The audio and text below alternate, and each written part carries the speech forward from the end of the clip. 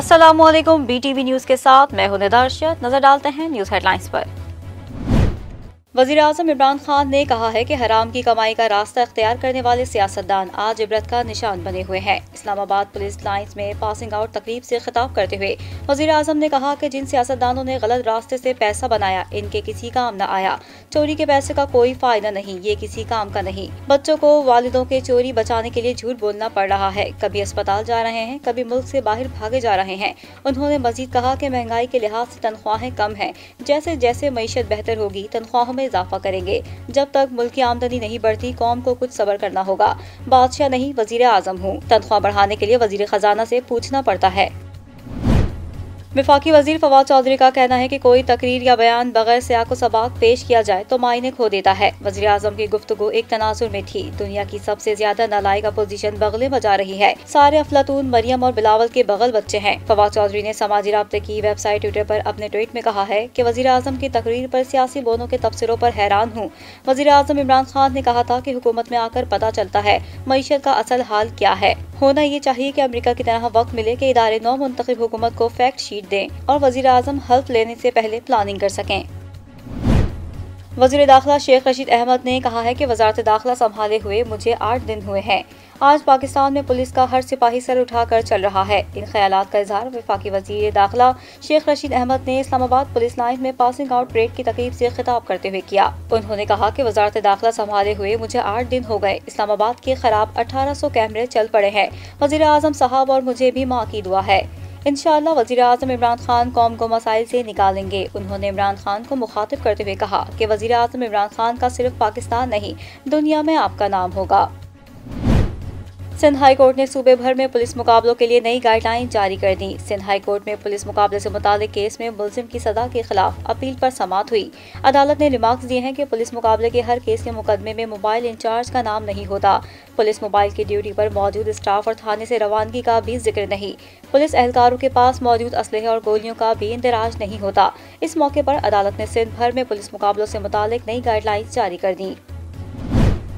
कराची के BG vice president फराजुर Rahman ने कहा है कि पाकिस्तान से फल और सब्जियों की बरामदात को रेफर कंटेनर्स की कमी के सबब मुश्किलात का सामना है। पाकिस्तान से यौमिया 100 से जायद रेफर कंटेनर्स पर मुश्तमिल किन्नू, आलू और प्याज एक्सपोर्ट किया जाता है, जबकि चीन से लहसुन की एक्सपोर्ट बंद होने के बाद पाकिस्तान से चीनी लहसुन री एक्सपोर्ट हो रहे हैं। एक्सपोर्ट की लागत में इजाफा और मार्जिन में कमी का सबब बन रहा है।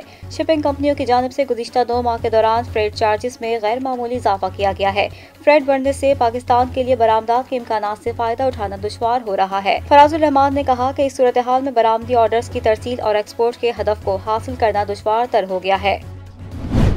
पाक सरजमीन पार्टी के चेयरमैन मुस्तफ़ा कमाल का कहना है कि कराची में अमन PSP की वजह से है। कराची में मीडिया से गुफ्तगू करते हुए मुस्तफ़ा कमाल ने कहा कि MQM के कराची से 2 वफाकी वज़रा हैं। कमजोर हुकूमत MQM की 6 सीटों से चल रही है।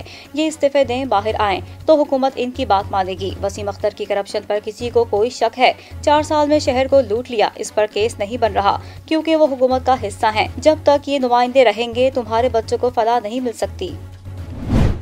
इस्लामाबाद के शहरियों के लिए अच्छी खबर, प्रॉपर्टी टैक्स में 200% इजाफा कलअदम करार दे दिया गया।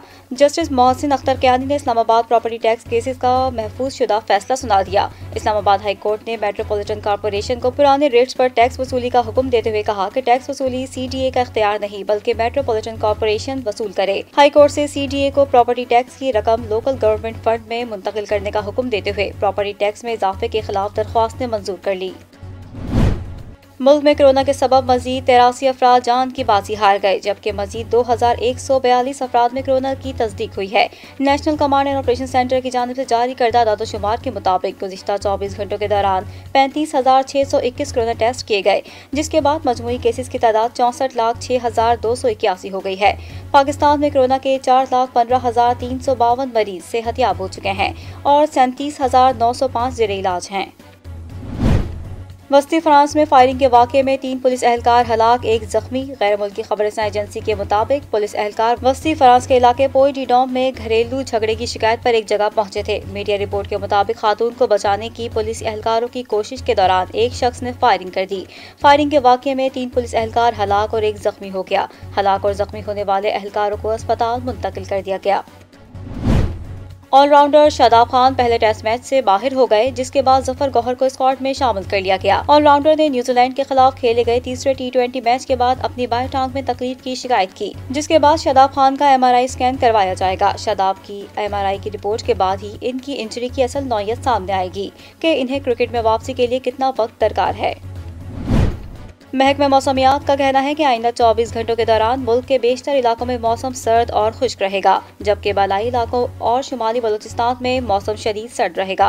महकमा मौसमियात के मुताबिक पंजाब के मैदानी इलाकों और बालाई सिंध में सुबह और रात के औकात में शदीद धुंध छाई रहने का इम्कान है। गुज़िश्ता 24 घंटों के दौरान मुल्क के बेशतर इलाकों में मौसम सर्द और खुश्क, जबकि शुमाली बलूचिस्तान, शुमाली इलाका जात, कश्मीर और बालाई खैबर पख्तूनख्वा में शदीद सर्द रहा। इस दौरान गिलगित बल्तिस्तान और बालाई खैबर पख्तूनख्वा में चंद मुकामात पर हल्की बारिश और बर्फबारी हुई। सबसे ज्यादा बारिश इस्तोर में 9 मिलीमीटर, बगरोड में 6, दरवेश में 3, चलास में 2, गिलगित 1, पटन 4 और मीर खानी में 2 मिलीमीटर बारिश रिकॉर्ड की गई।